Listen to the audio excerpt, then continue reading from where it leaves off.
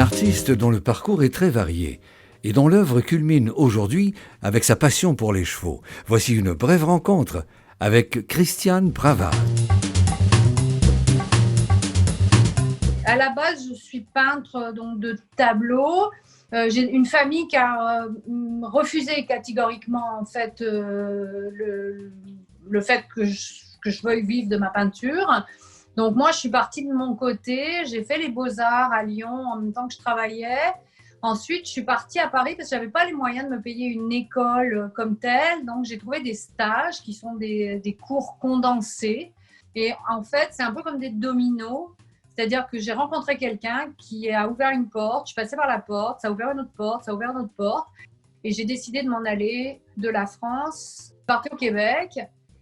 Et puis en arrivant ici, ça faisait 4 jours que j'étais là quand j'ai trouvé un atelier qui m'a fait travailler.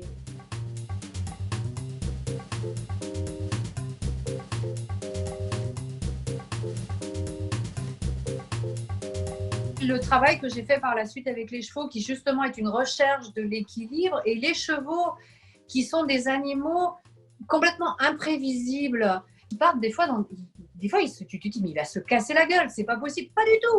Hop là, l'équilibre est là, il va replacer autre chose, tac tac, il va poser la queue, va partir, en tout cas il va s'organiser, il va se virer le cou, et il n'est pas tombé.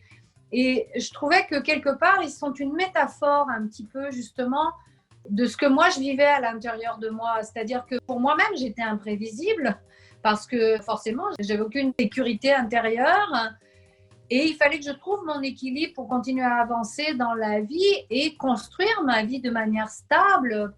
Malgré tout, je suis un peintre et j'ai besoin de peindre. J'ai besoin de prendre des pinceaux, j'ai besoin de voir sortir sur des papiers blancs quelque chose de vibrant. J'ai besoin de voir comment je peux exprimer ce mouvement moi-même par mon énergie personnelle, dans la manière dont je vais donner mon coup de pinceau, comment je vais réussir à que les gens regardent ma peinture et font « Oh, ouais, je le sens bouger, je le sens être là ».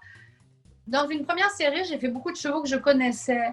Et mon but était que les gens qui connaissaient les chevaux les retrouvent vraiment, ils retrouvent leur âme, ils retrouvent le caractère. Les animaux en général ont des personnalités aussi très marquées souvent.